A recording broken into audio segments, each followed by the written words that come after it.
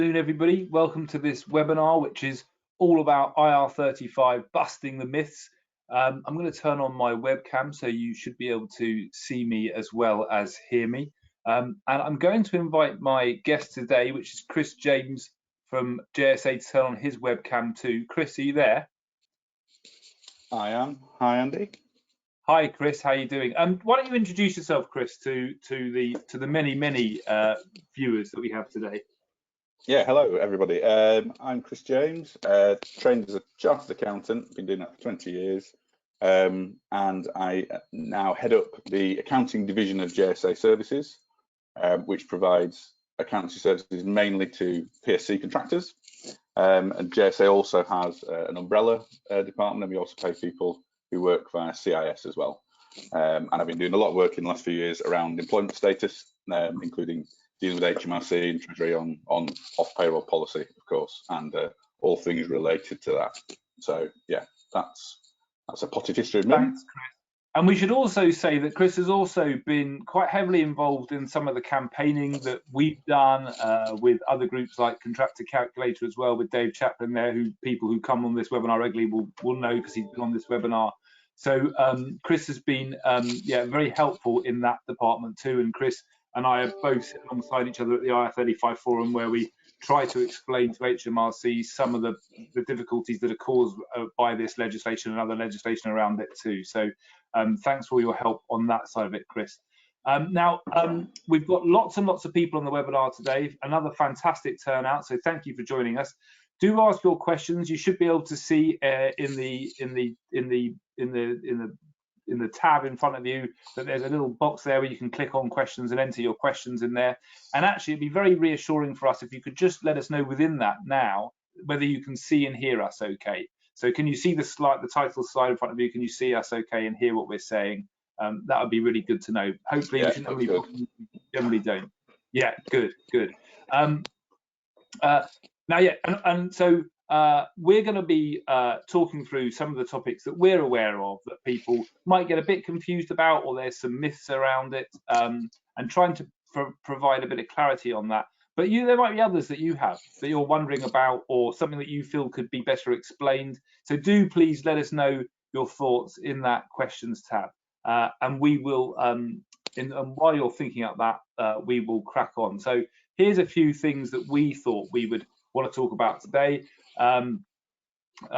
Blanket assessments and blanket bans. What's the difference between those two things? What do those two terms mean? What do they refer to? Substitution and the CESS tool. Substitution, of course, is one of the tests, but only one of them. So what does it mean? How does it work? Does it mean you're automatically inside or outside, etc., etc.? Working for multiple clients. What does that mean for your IR35 status? What if your client is overseas? How will these new rules apply then? And also lots of people asking about outsourced services, setting up consultancy, statement of work contracts, all of that sort of thing. So we'll be touching on that as well. And finally, we will also get Chris's thoughts on whether he thinks there might be a further delay to the rule change, and of course your questions as well. So what I thought I'd do to start off with is just explain very briefly. We've done lots on this before, and we will return to it again on what this rule change is and what it really means. And there are some new aspects to it. But broadly speaking, what this is all about is bringing into line the rules in the private sector with the rules in the public sector. So 3 years ago, it will be 4 years ago now, in April 2017, the rules changed in the public sector. And the two main things that happened were that the liability or the responsibility for determining IR35 shifted to the end client, which in that instance was public authorities. So all of a sudden, the Ministry of Defence had to work out what's the IR35 status of all these engagements that they had. Before that, it was the contractor who had to do that. Currently in the private sector right now, it is still the contractor has to do that. But that's what they're talking about changing in April. And then the second big change is, if it is decided that IR35 should apply, then tax must be deducted at source. So it becomes like paying an employee. You have to deduct the tax and then you pay the individual or their company net. This newish set of rules is often referred to as the off-payroll working rules, but everyone still uses IR35 as a kind of catch-all term. Sometimes I'm finding it helpful to explain that there's actually two chapters in the legislation. So the old IR35 is chapter 8 of the Income Tax, Earnings and Pensions Act. I promise it won't all be this dull, but it's just helpful, I think, to understand. So that's chapter 8. And then the new public sector rules were chapter 10. And what they're doing with this new set of rules is they're making some changes to chapter 10 so that it applies in the private sector too. But there are some exemptions, so chapter 8 is still there. And depending on how your arrangements are, often on who your client is, it may be that chapter 8 will still apply. So there's sort of two sets of IR35 out there, really. But a lot of people right now are going to be moving from the chapter 8 regime into the chapter 10 regime. I don't know if that's really been that helpful to explain it that way, but it helps me to think about it that way. I hope it helps you too. The other way I think about it, Andy, is just to think of the contractor assessing as old IR35, and then if the supply chain is getting involved, think of that as new IR35. But they will coexist. Yeah. I think that's also a very good summary. So moving on then to some of these myths. So the first one that we put on our list is around blanket assessments and blanket bans and the difference between these two. I mean, Chris, I'll hand over to you here. What's your best way of explaining the difference between the two?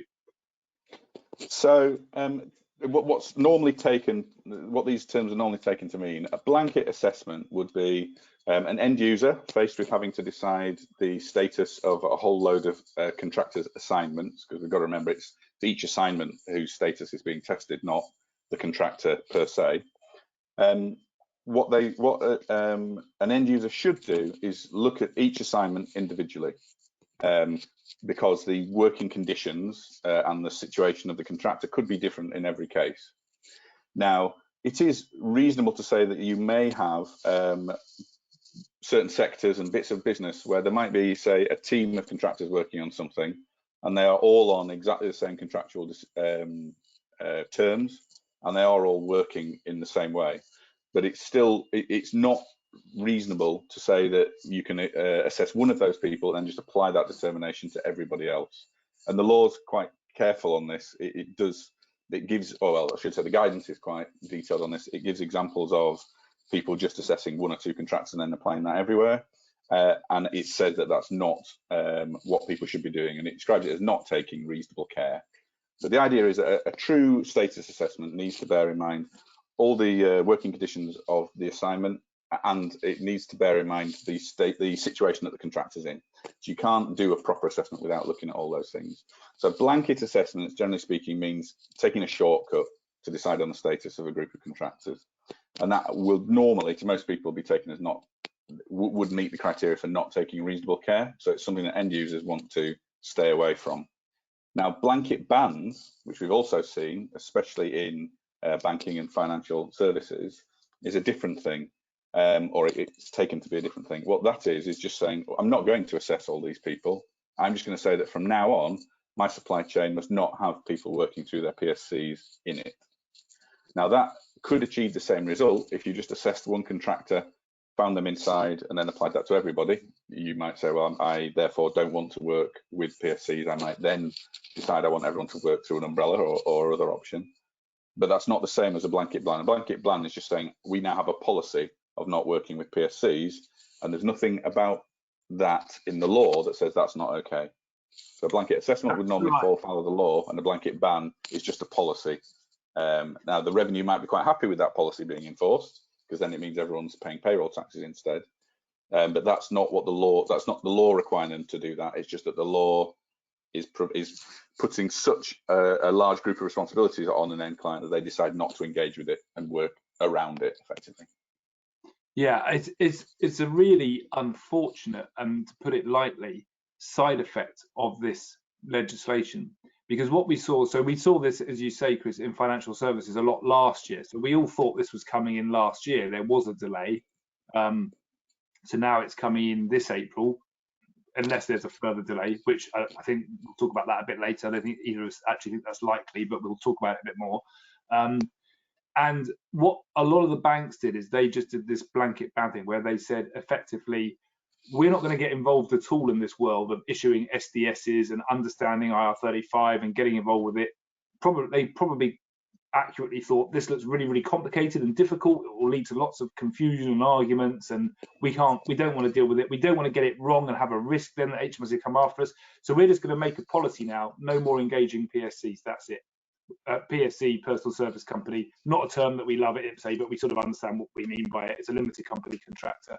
We won't engage contractors via their own limited companies. If they want to work here, they'll have to come by an umbrella company or some other payroll agency payroll, maybe on our payroll, but no paying a PSC gross.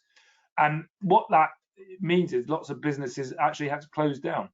So, you know, although this wasn't the stated aim of the legislation, it just goes to show how it's another one of these consequences that weren't foreseen by the legislators. Government, I don't think foresaw it.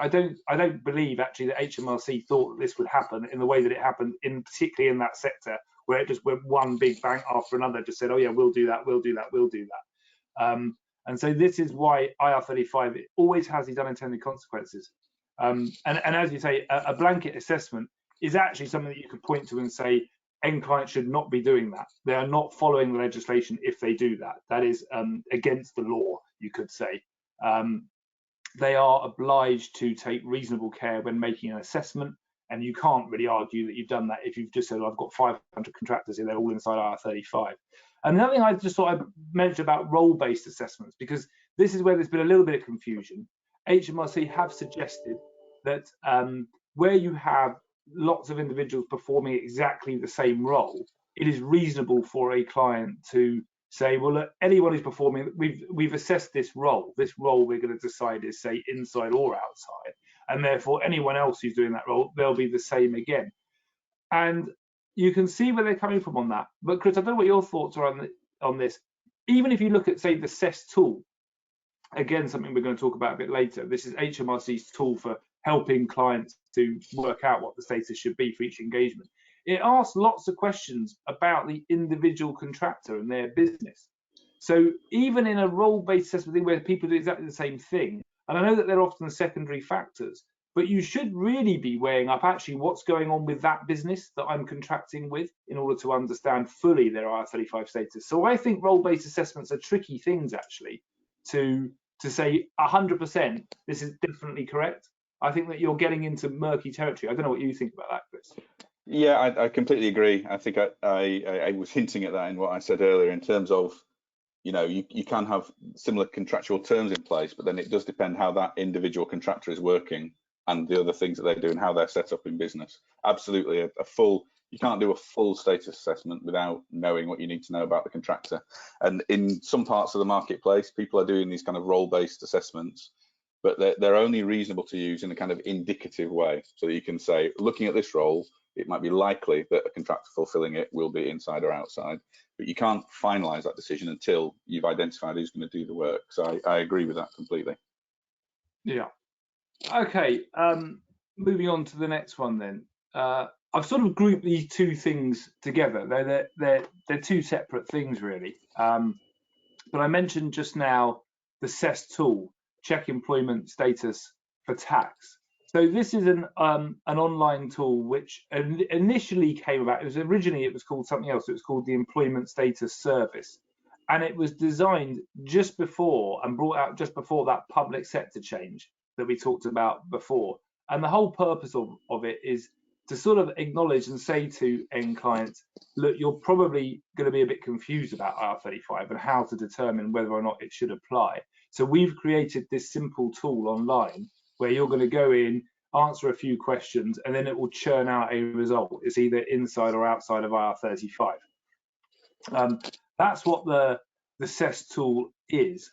And one of the key questions in this, they changed the CESS tool about a year ago. So this is now the sort of second version of it. And the box that you can see on the right there is a screenshot from the tool itself.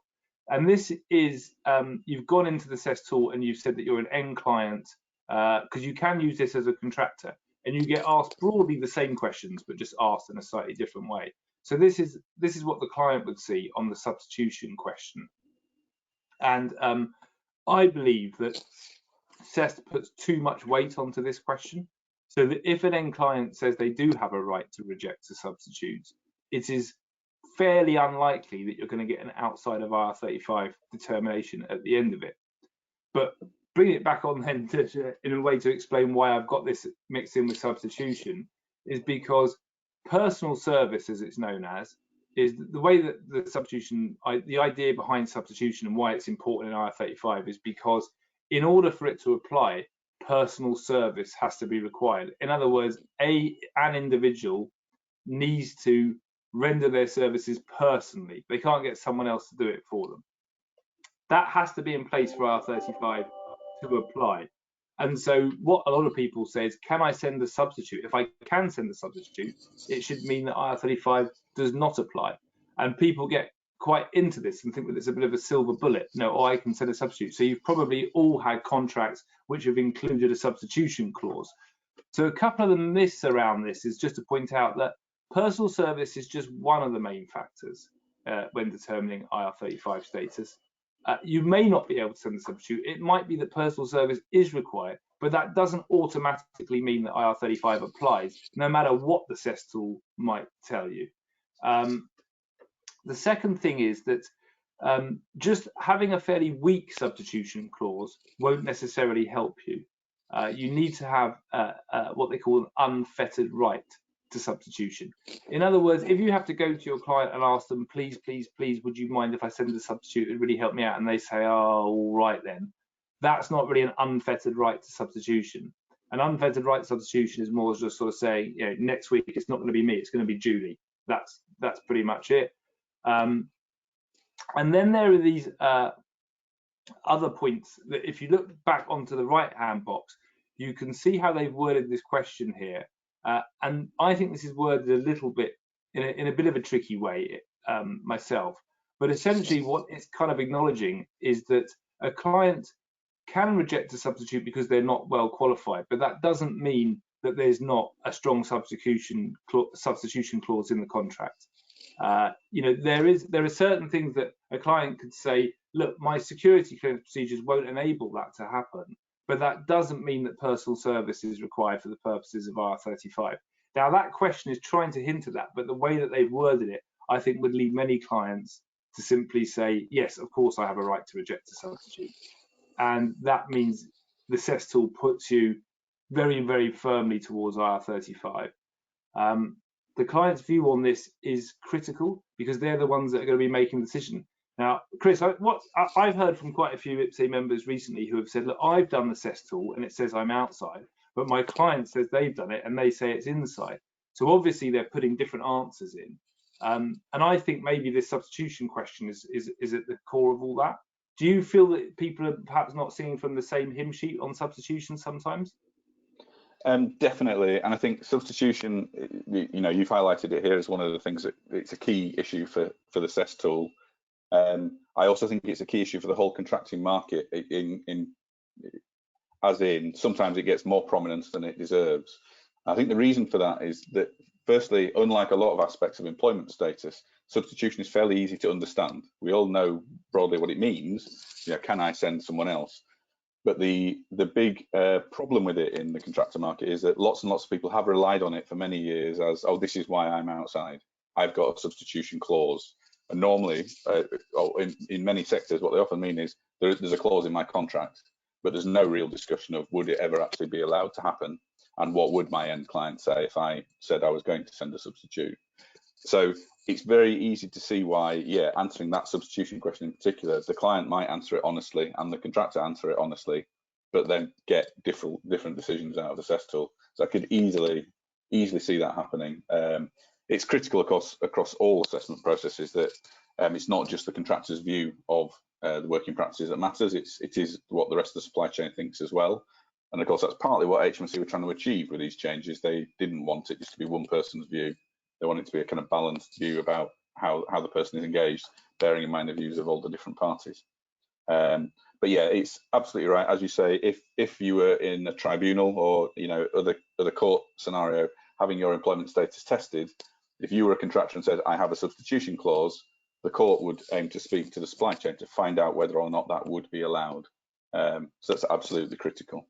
One other thing to say, just I saw it flick up on one of the questions. Someone was saying, I have substituted. Do I need to regularly do that? And what I'd say to that is, do I need to keep doing that to make sure I stay outside? Firstly, as you've mentioned on here, it's a right to substitute that's required, not having actually done it. Although clearly having done it is great evidence that you have a right. So, that's wonderful. But you don't need to continually do it to continue to prove that right. And I'd almost worry slightly if you were, one thing again with substitution, you mustn't manufacture it. It needs to be really exercising the right in the contract, not arranging it in any artificial way. But so yeah, this person who's asked, should I keep doing it? Absolutely, but don't just do it for the sake of it. Be careful about doing anything that could be seen to be engineered. But really, having done substitution in the past is great evidence that you do have a right. But one thing, I would just say to people, because I've spoken to quite a few people who have been involved in investigations on this, and they've said, I did send a substitute. So that proved, it actually happened. But HMRC were really interested in how was that negotiated? What were the terms? What was the discussion that you have with your client around that? Because it goes back to this unfettered right. Did you just say to them it's going to be Julie next week and then it was Julie? Or did you have to sort of like seek their permission to send that substitute? In which case they seek to sort of diminish it as a factor, even though you really have sent a substitute. So that's just something to be careful about. It really does need to be unfettered. And having a good, strong, unfettered right substitute in the contract is great. But as Chris says, it's the working practices actually that what we look at here.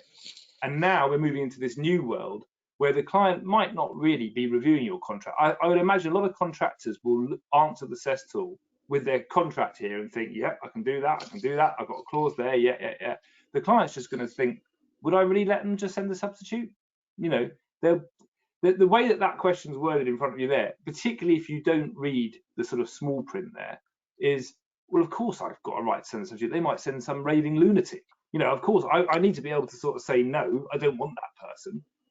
And so that's where we get into trouble. And there is this sort of difference of opinion on how we see that question.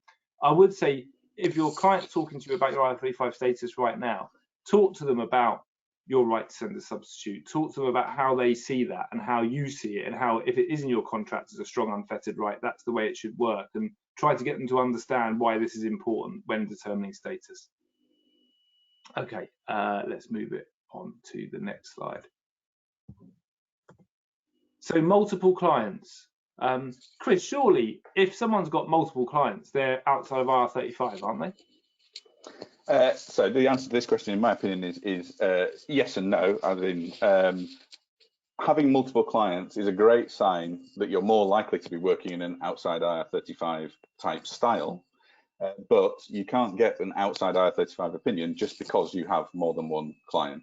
It's just that the contractors I've worked with over the years, the kind of contractors who either run several contracts at once or perhaps move very quickly from one contract to another, are much more likely to be working in a way where there's a lot of clarity around their deliverables.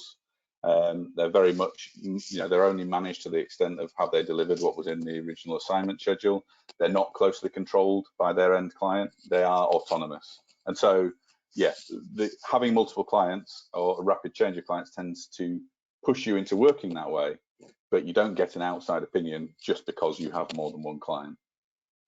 Yeah, I would completely agree. If you were to take it to a sort of extreme example, you might have a self-employed person operating through their own limited company who deals with, say, 10 different clients per day. Now, it's going to be impossible to say that IR35 applies to any one of those arrangements. It wouldn't make any sense. There's no way that you could be a disguised employee for 40 minutes and then be a disguised employee for the next person for 40 minutes. But that's an extreme example. For a lot of IPSA members, they might only have one client, maybe two, maybe three. But as you get into the sort of, I've got 2, 3, 4, 5 clients, and I'm actually operating with them concurrently, then it does begin to demonstrate that you're operating as an autonomous business. And it diminishes that element of control that the clients may have over you. But one other thing I would say about this is that, as the slide says there, the way to think about IR35 is the sort of how that's written at the top there, I must be outside of IR35, you are not in or outside of IR35. Your company is not in or outside of IR35. It's your engagements with your clients. That's what we're examining here. Are they caught by IR35 or not?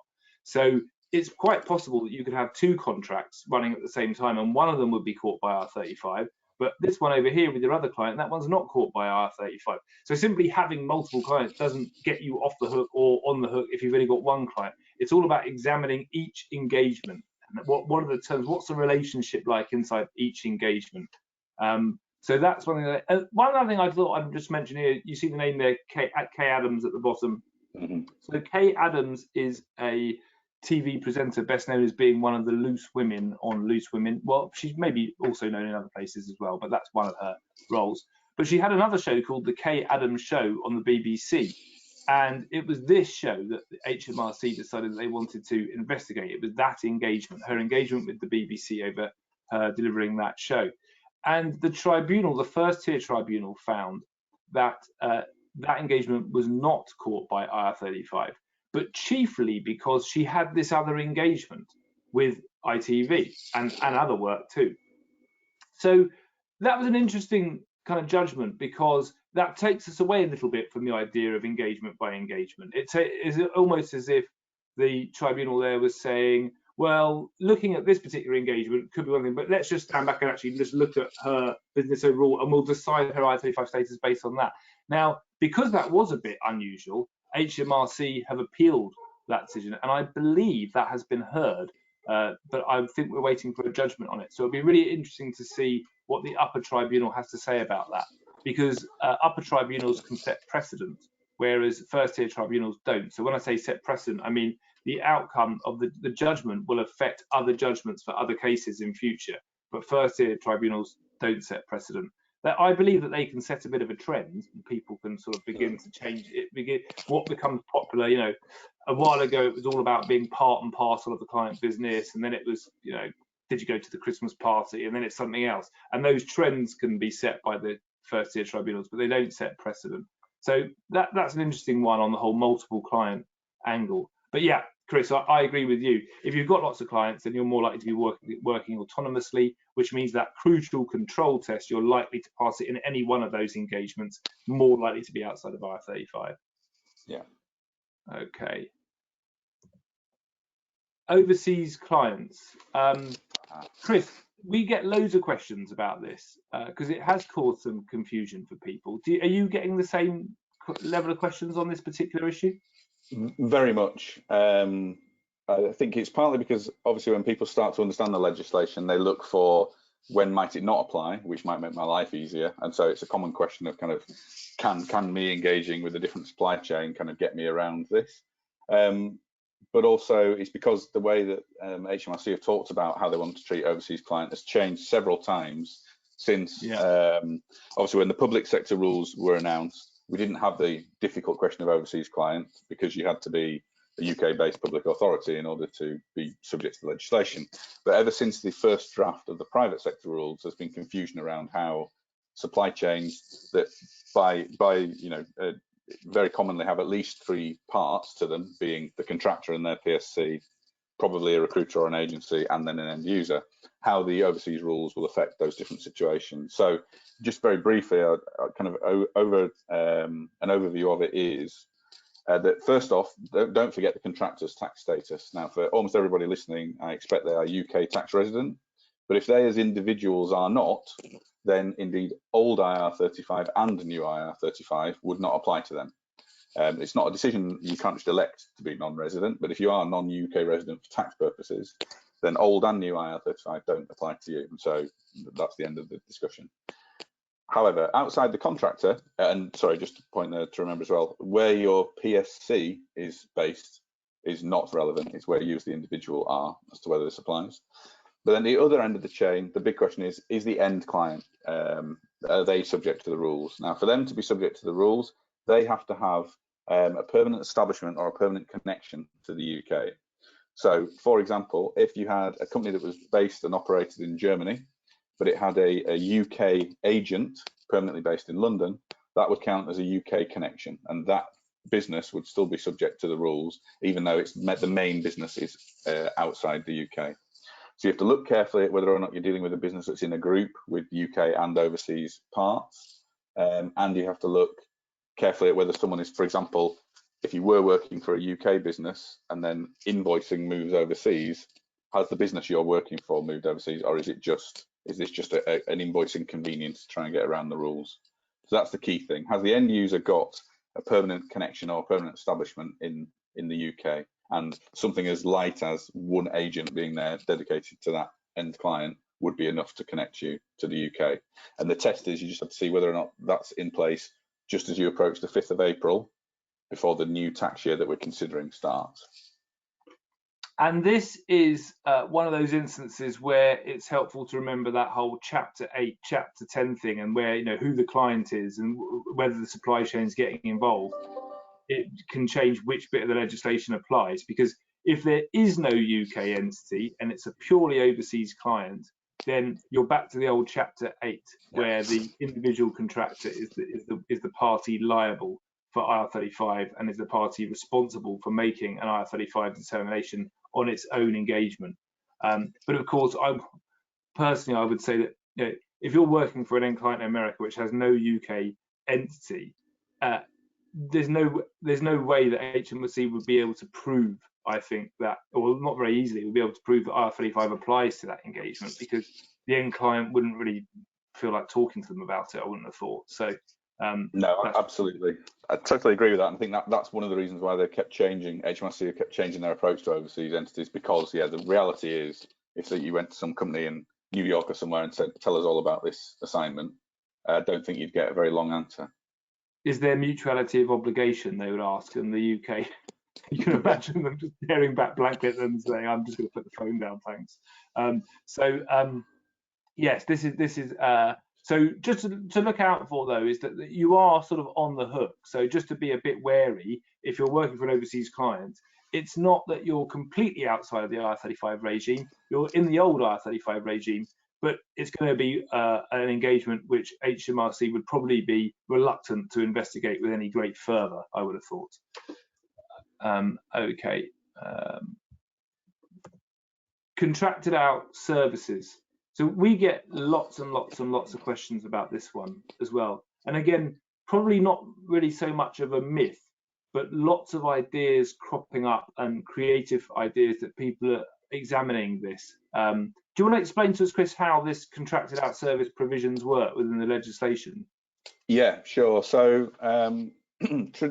normally, if you looked at the supply chain, you'll have a big end client business, and then one or more intermediaries potentially in the chain before you get to the PSC and the contractor. But normally, for the purposes of legislation, that large business at the top, normally a large business at the top, they are the end client.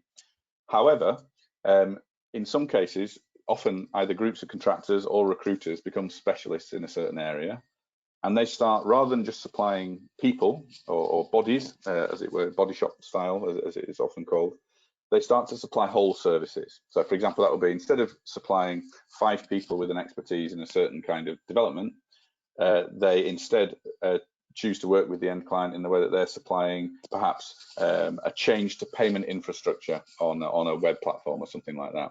And they provide the whole service, and this is very important. I'll come back to the markers of that. If they are providing a whole service, then they become the end client under the legislation.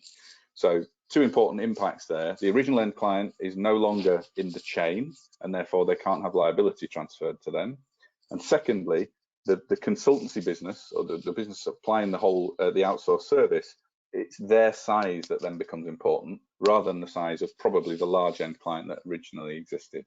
So 2 very important implications there. The myth around it, I suppose, is that people say, can I set up as a consultancy and therefore I'm the end client?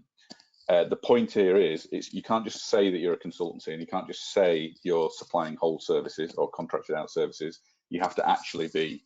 So the signs of that would be that business will be supplying the whole service, probably for one price, or one price with the potential to amend the price, but it wouldn't be based on weeks or hours per contractor until the project is finished. It would have to be the ability, for example, for the contracted out service provider to price badly and not make as much money, or make a loss, or to price exceptionally well and make a large profit. So you know, that's one of the key indicators. And another key indicator is the brain behind the project should be sat where the contracted out service provider is. So again, you couldn't have a recruiter supplying 5 people that are then managed and controlled effectively by the end client. That's not a contracted out service. That's still in the hands of the original end client. So, but as we all know, especially in IT, financial services, fintech, etc., this model already exists. So there are groups of contractors that have got together because they're experts in something and they can provide a whole project, in the same way that some recruiters in specialist sectors have then set up themselves to be the provider of contracted out services. And that's critical, because the point of this is delivering services in this way is not just a way around the legislation. It's something that genuinely exists. And so that's why I do expect to see more of it in the world going forward once these new rules have come in. But the critical point is it must be real. You can't just, for example, you change your contract so it's on a piece of paper with statement of work at the top of it and assume that means you're outside IR35. In the same way, you can't just call something a contracted out service if it's the same service that was being provided by last week under a different contract by the same people. So that's the critical point. Does it represent reality?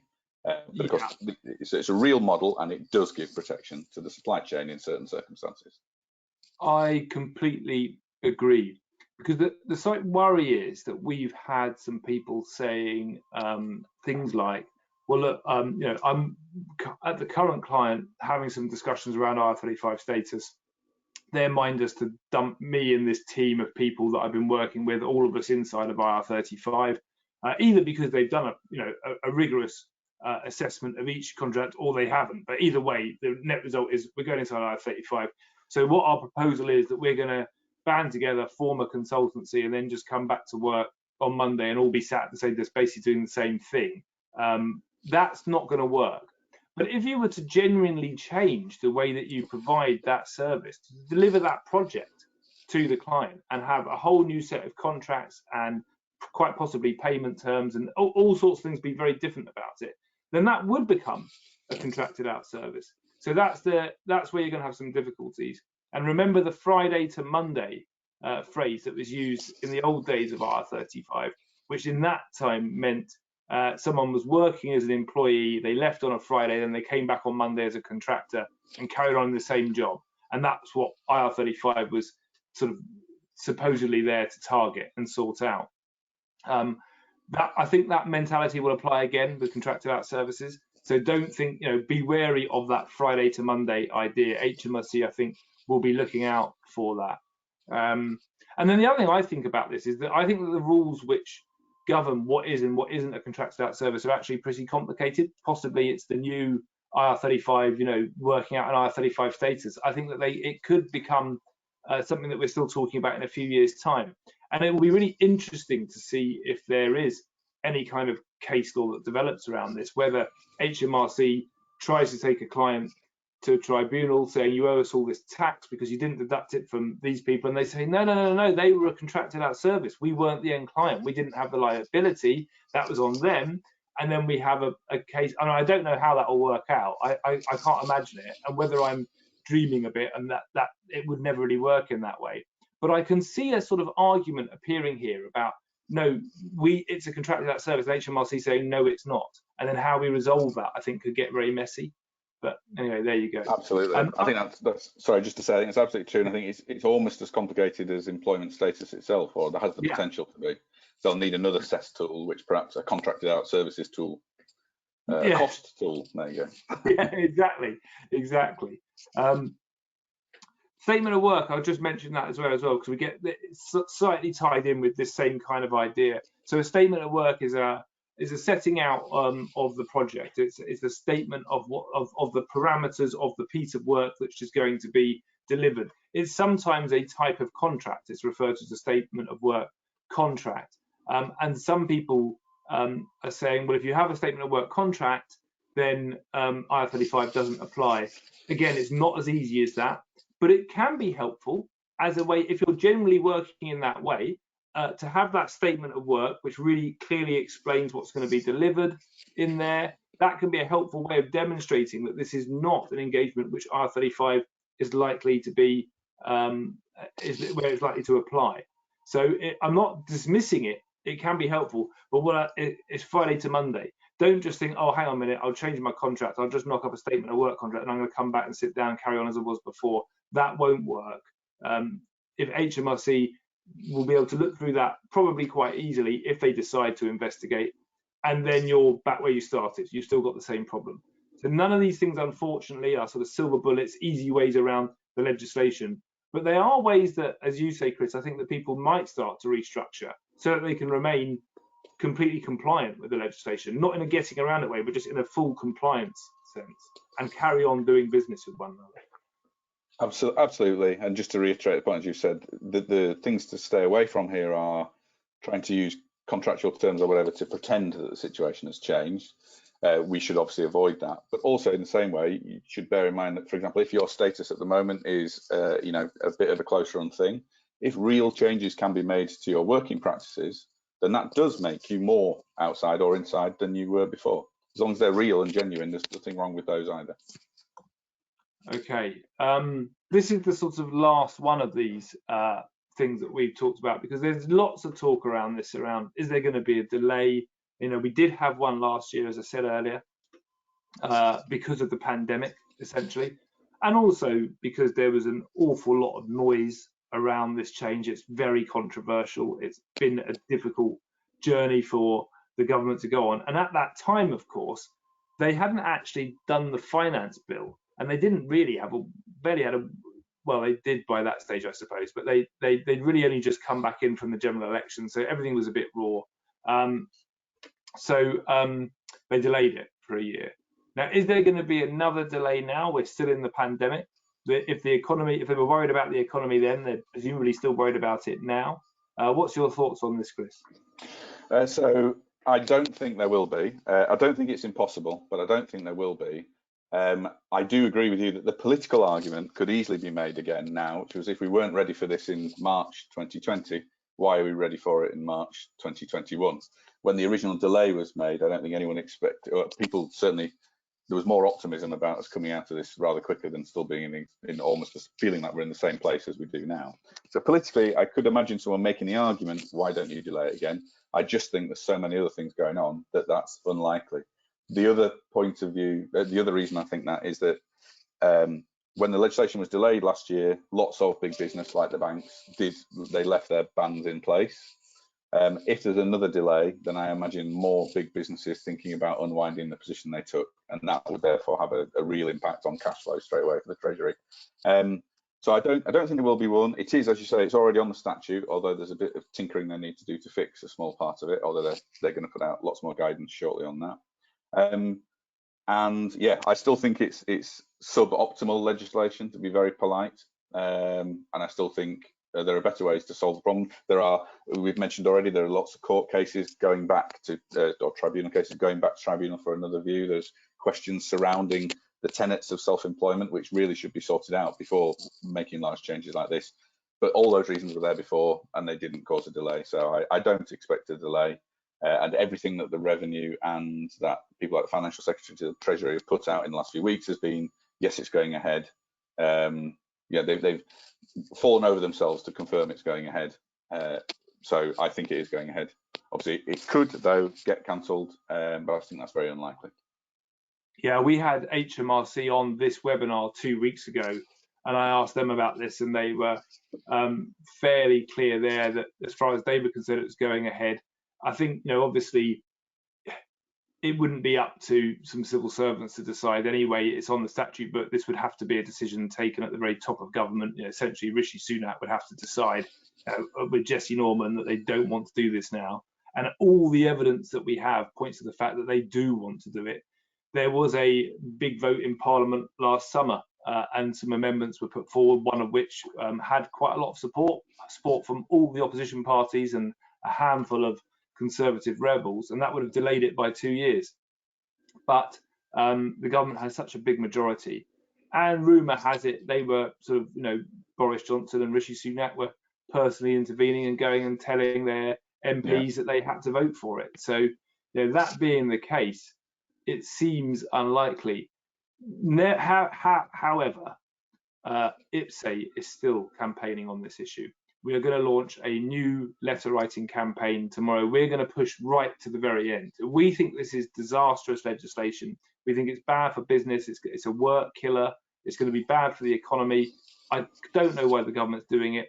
I understand they wanted to address what they thought was an issue of disguised employment, but I think there's just a myriad of better ways to deal with that than what we have here.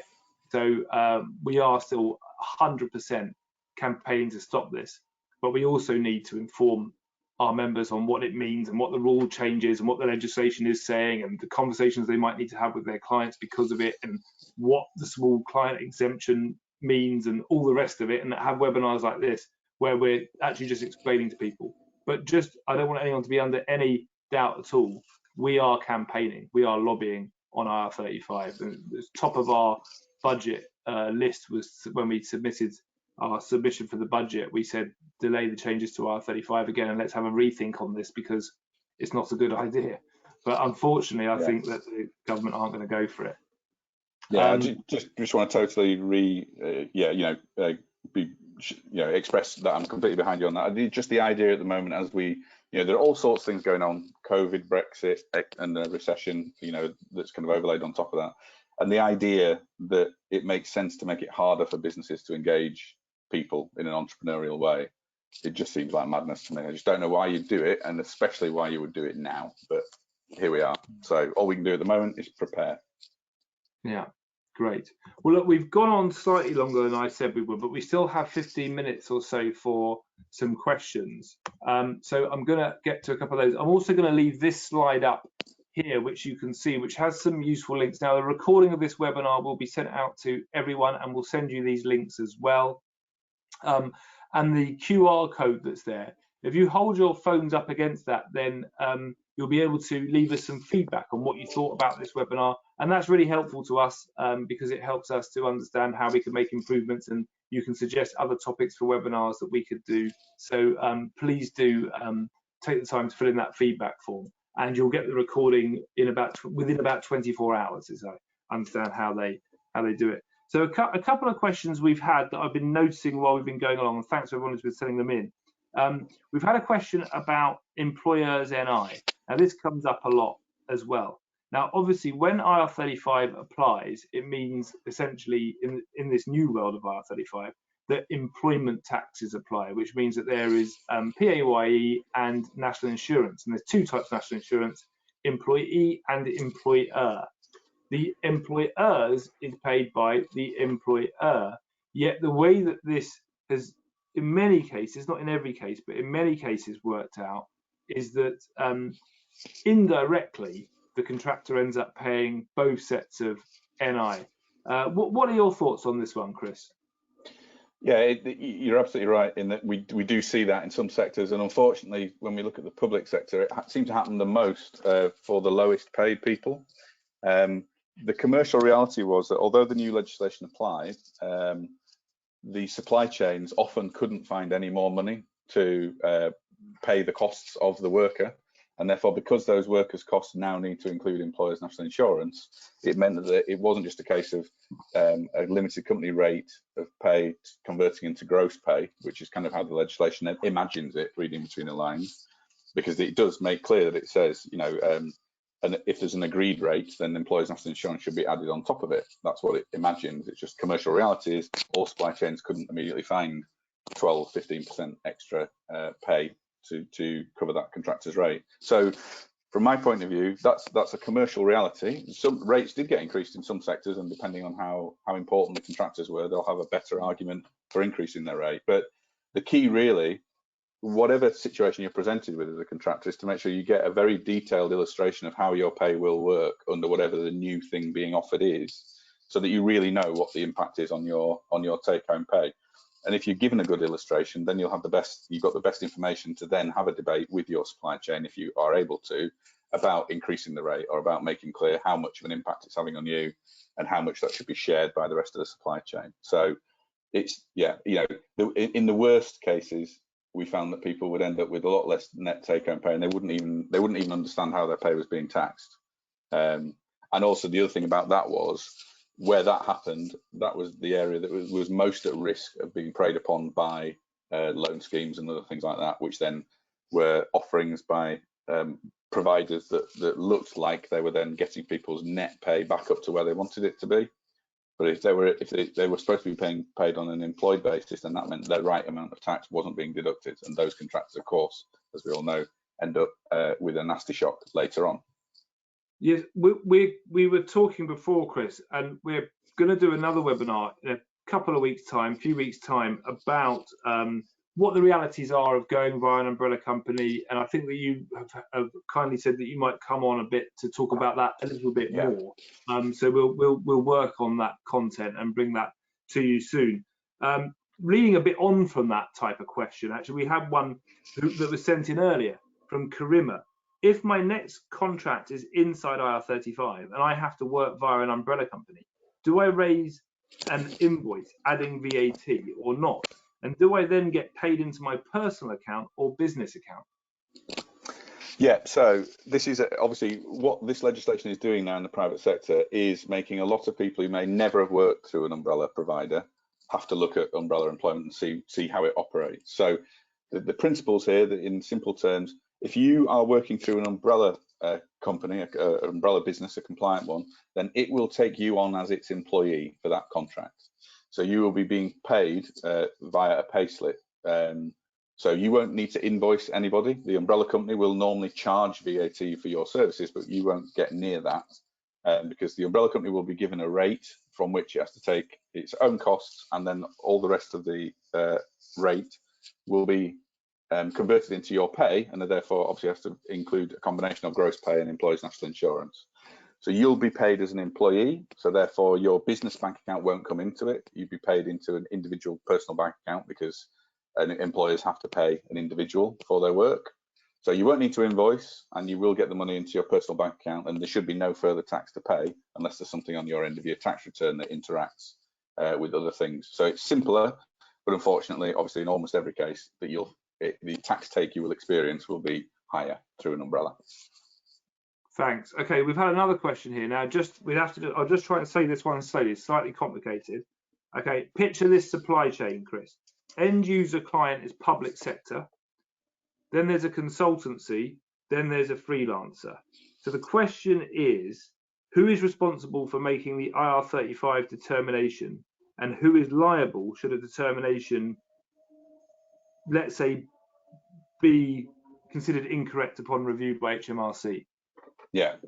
So the first question that we've talked about a bit before is it's whether that consultancy is really a supplier of outsourced services. So if it is, then it is the end user. The public sector body or a private sector body in the same situation would not be the end user. The consultancy would be the end user. So it's its size and whatever that decides whether or not it has to apply the rules. But assuming it does have to apply the rules, if it didn't issue an assessment, then it would be at fault. If it did issue one and HMRC argued with it later, if there's no one else in the chain, HMRC would come to the consultancy business because there's no other party for it to go to. It's the end user and the fee payer under the legislation, so it would be liable. All that falls down if it's not really a supplier of contracted out services. But assuming it is, then it's down to that provider to do things. The end user, whether in the public or private sector, is not subject to the law for that piece of work. Yeah.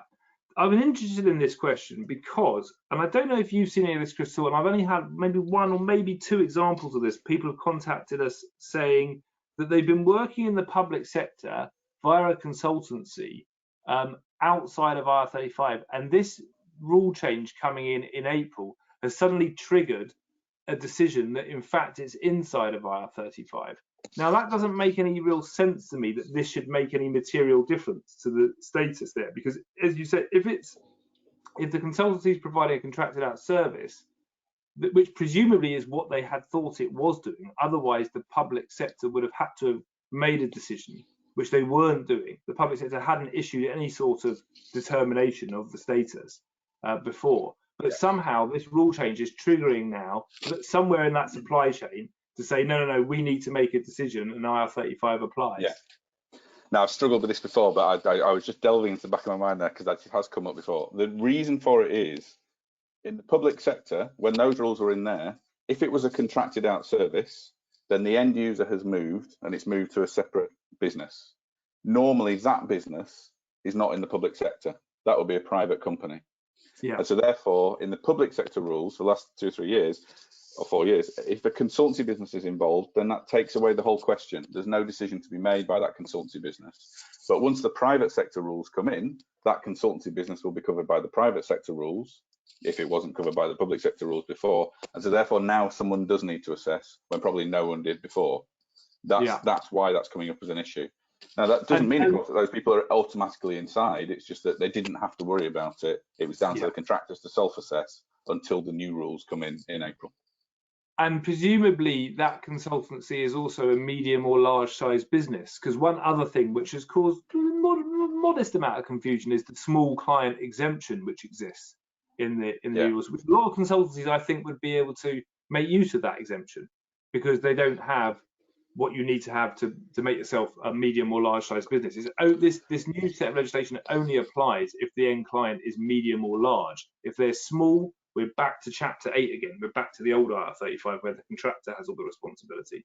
But in this instance that I'm talking about, it must be a big consultancy, I'm guessing. Yes. So we're assuming here that that consultancy is subject to the rules, which would mean it is supplying contracted out services and it isn't small, as you say. That's right. And those small rules are very complicated, but I didn't write them, so I don't know what to say about that. Sure. Ilan has asked a good question. Is there a risk to the contractor if the client's blanket assessment rules that a set of roles are outside of IR35?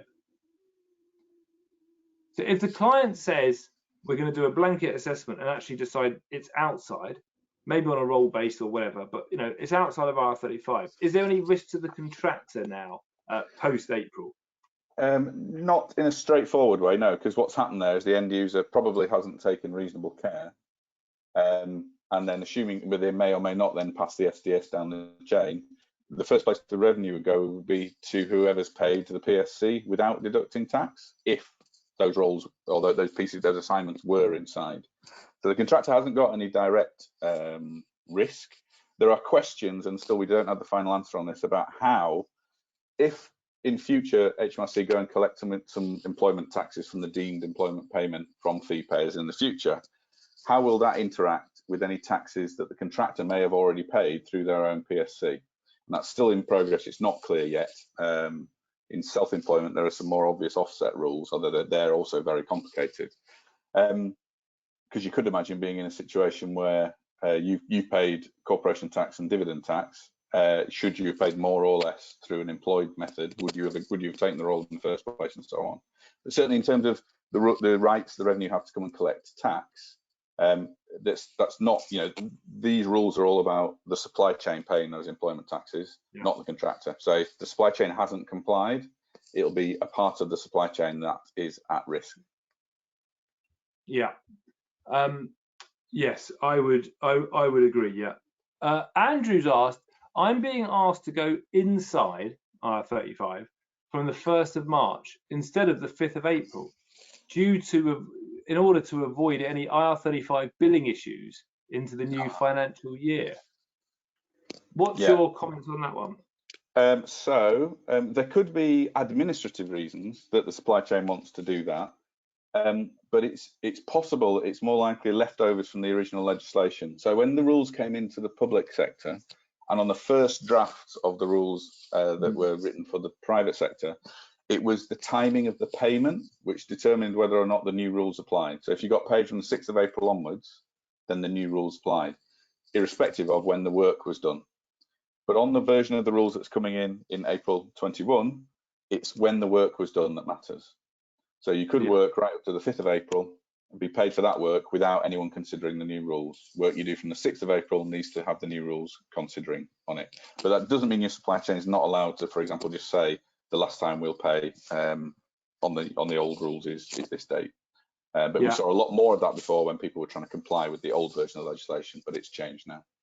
Yeah, we had a big fight actually. I remember last year, lots of us were saying it needs to be from when the work is done. And HMRC and the government were saying they couldn't possibly do that, and then eventually we sort of got them to do it. But that was a big issue. But yes, it's really important to reiterate that it's all about when the work is done, not when the payment is made anymore. So if the work is done on the 4th of April, then the rules don't apply to that period of time, but they do on the 6th of April. Okay, Paul has asked, can I just confirm that if you act as a sole trader rather than a limited company, then that's another way a blanket ban shouldn't reject you? I think he's saying. I think what I'd like to pick out here is the sole trade that some people have asked us, can I just go sole trader? Because IR35 doesn't apply to sole traders. And that is absolutely correct. IR35 was originally known as the intermediaries legislation, and the intermediary, which back then everyone understood to mean the limited company. So you have an individual working for a client, but via an intermediary. And the IR35 rules were saying, well, if we took that intermediary away, would this look like an employment? If so, then employment taxes are due, IR35 applies, basically. But if there's no intermediary, there's no IR35.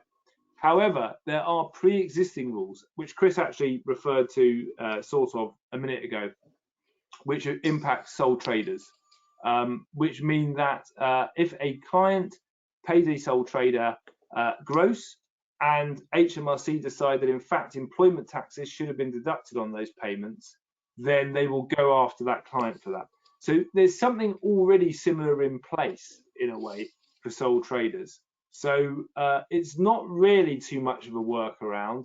However, it's the risk is on the end client with that one, not on the individual sole trader. So that's how is that about right, Chris? Yeah, definitely. And what I'd just say on that, that won't be a very well used solution except in certain sectors. So there are some sectors where self-employment like that is more common. But in many sectors, your supply chain, your agency or your end user, if they understand the risks, may not accept that risk because it's a more straightforward challenge by HMRC to collect employment taxes instead. And also then, of course, if you're actually employed, there will be other risks to them around your employment rights and other things as well. So it's very complicated. Yeah, it's a very complicated set of rules are brought in if self-employment is done, but it's false self-employment. We've gone over time a little bit, but would you mind just hanging on answering a couple more questions just for another 5 minutes? Because we've had so many. I'm not going to be able to get through them all, but there's some good questions in here. Simon's asked, can't HMRC confirm an SDS so that clients are reassured that they've made the right decision, right determination? Chris, my understanding is at the moment the clients can't necessarily refer themselves and their decisions to HMRC and just say, can you just check over this? Have we got this right? But HMRC is busying itself going around to clients and providing information to them about how they should be making these assessments. That's broadly right, isn't it? It is, yeah, and of course their answer to that would be, well, we can't look at every situation and give a kind of ruling, but then we've created the CESS tool which you can use, and if you use it properly, you should get the right answer, would be their argument. So no, it would, often we did talk to them, to HMRC and Treasury when they were formulating these rules about whether or not it would be possible to get HMRC to kind of rule on the situation, purely because the employment status laws are so complicated, or not laws, the precedents and the case law and everything else is so complicated, because what we're asking people to do, on old IR35, we were asking contractors to become experts in employment law and work out whether they were self-employed or not. And then now with the new law, we're asking all the end users to become educated and give the same ruling. So it was a question well worth asking, which was, can't you help us all? Can't you tell us what self-employment is? But they can't. They don't have the resources to do it, they say, and so they'd rather people had a go, and then they can inquire into it later, which is the situation we're in. But as the questioner asked, that would give supply chains a lot more confidence. It would be helpful, but HMRC are not going to do it. Yeah, it makes me think of also the client-led dispute resolution service, which is where there is now a new provision in the legislation. It wasn't there in the original Chapter 10, the public sector rules, where a contractor can challenge the client's determination and say, I think you've got this wrong, could you go back and look at it again? The client has to consider that and then go back to them within 45 days and then just decide, look, actually, we think we're right all along, or, oh no, you were right, we'll give you a new status determination statement. But the problem is that there's no access to a sort of external party here. So it's literally just having the same argument with the same people, going to your big client who's decided you're caught by R35. Then you say, oh, I challenge that decision. Here's some evidence. I think it's worth doing it. I've got my contract reviewed. I've done the CESS tool. It came out like this. I've actually written down the way that I work, and I believe that a lot of the practices here point to outside of R35. But there's nothing to stop them from just turning around and saying, no, we're sticking to our decision. Whereas if there was some independent arbitration service, whether that be HMRC, not sure whether you'd call that independent or not, or something else, that might work better. But it would be so resource intensive. It would take, one R35 tribunal takes months and years to get to tribunal in the first place, and then months we wait for the judgment, and maybe a 2-day hearing while we consider all the arguments. So it really would be so. This is one of the problems, that R35 is just a difficult set of rules to get your head around, and it's subjective.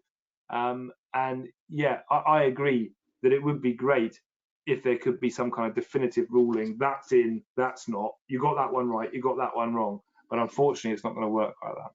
Yeah, and it also just worth contractors just reminding themselves, the point here is, in a way, it's not, in some ways, your end client isn't deciding whether or not they think you're inside or outside for this piece of work, or the assignments inside or outside. What they're effectively doing in some ways overall is deciding whether or not they're prepared to take the risk of paying you in that way. Can they establish enough evidence in their own minds to be happy enough to pay you on an outside basis? Which of course is why often you might, an end client might give you an inside determination when you're sure you're outside. What's really being said there is that they're not prepared to take the risk based on the evidence they have. Okay, last question, I think, and we've had this point made to us quite a bit. Has anyone in HMRC shown any recognition of the disparity in tax gains under this? Specifically, that a gain of a few thousand in personal tax per year also equates to a loss of tens of thousands in company-related taxes from the same individual. What's your thoughts on this one, Chris? People do often say this to us, that actually, is this going to raise any tax? Because, yeah, you'll be taxing people at source, but then you're going to have reduced corporation tax receipts for one thing, plus the dividend tax, and maybe VAT as well, though that argument gets a bit more tricky to make. Do you have any thoughts on this? I certainly have thoughts around whether it will really raise the money that's expected. I know when the public sector changes came in, HMRC started to talk about how much they've collected through payroll, with no acknowledgement that they were collecting that this year, but that would mean next year there was less to collect in corporation tax and dividend tax. Clearly, in most situations, the amount you'd collect through payroll taxes would be bigger, but that ignores two key things really, which is that PSC freelance contractors generally don't get exactly the same rates as a permanent employee would, or a temporary employee for the same work. Tends to be a difference in rates. So if you're paying a slightly lower rate of tax but you're on a higher rate, there's some balancing off to do there. And second of all, the thing that bothers me about it a lot on overall tax take is that we've already seen some work get outsourced out of the country because of the way these rules work. Now, in that case, obviously it's fine that the world all competes against each other, but the UK is then getting no tax at all. So this is why I'm not sure it will really raise any money, and it does give me big concerns about what it will do to fintech and things like that, which we're very good at. If that work and that expertise gradually leaves these territories, then I don't see how it's going to come back. But yes, definitely. I remember asking someone from HMRC once about this and said, what you're talking about here is collecting payroll taxes. You're talking about a cash flow advantage, which will unwind. And the response, unfortunately, was just, well, yeah, but it's an advantage. And it's, I just don't accept that, really. I mean, there is, Mark asked the question, that there is a document which came out a few years ago. It's probably about something like 2016. I think it was in the autumn statement, and it was from the Office of Budget Responsibility, where they said there that the government is by something like the year 2022-23, the government will be £3.5 billion out of pocket because of what they identified was a rise in incorporations and one person in corporations. And they're essentially saying that, we're gonna have more corporation tax but less NI and income tax. And if you look at the overall tax picture of the UK, PAYE is the biggest earner for the taxman. National insurance is the next biggest. VAT is the one after that. Corporation tax is actually quite a long way down it. So in the minds of the revenue, they're thinking we'll sacrifice a bit of corporation tax in order to get everyone onto the payroll, which we love because it means the money comes into us straight away and we don't even have to do anything to get it. It's just there. We love that. We don't have to chase up individuals. It's just handed over to us by big engaging companies. That's what this is really all about. And we'll get more money at the end of it. But Chris, I completely agree that there are other factors here. We've just done an extra bit of research, thanks to everyone who filled out our survey that was in our newsletter last week. And we did this last year as well, and it shows many people are going to retire earlier than planned. They're just going to say, I would have carried on working for a couple of years, but actually I'm just not going to bother now. I can't be bothered to get involved in all this IR35 stuff. And I'm worried actually that if I do and accept inside IR35 positions, HMRC will look back at the last few years where it's been my liability and investigate me. Now on that one, HMRC are trying to make reassuring noises, but they're not exactly ruling it out. So you can see why some people are going to stop working. There'll be less economic activity. And as you say, Chris, we're living in an increasingly global world. We've got the technology now. People are going to take their skills overseas and do the work over there, and then all the tax ends up over there. So this is, and the VAT certainly will. So this is certainly a concern that we have as well. And it is something that we will be submitting lots of FOIs about in the coming years to try and understand how much extra tax have you actually got out of this. That's exactly what we want to know too. Look, thanks very much, Chris. It's been great having you on the webinar to talk through some of these myths and explain a bit of this stuff. And thanks to everyone who's been watching. I'm sorry that there's no way I could have got to all of your questions. We've had well over 400 people on today and lots of people asking questions. But we will look through the questions afterwards, and I'll share them with you, Chris, as well. And so if there's anything, you see any common themes in there, then we'll come back. We'll come back to answer these questions. We'll be doing more of these webinars throughout next month. We're going to do lots more on IR35 because I know lots of you are right now engaged in conversations with your clients and agencies and supply chains around this issue. So we will be coming back to do more on it. But for now, thanks very much. Thanks, Chris. Thanks a lot. Thank you. Bye.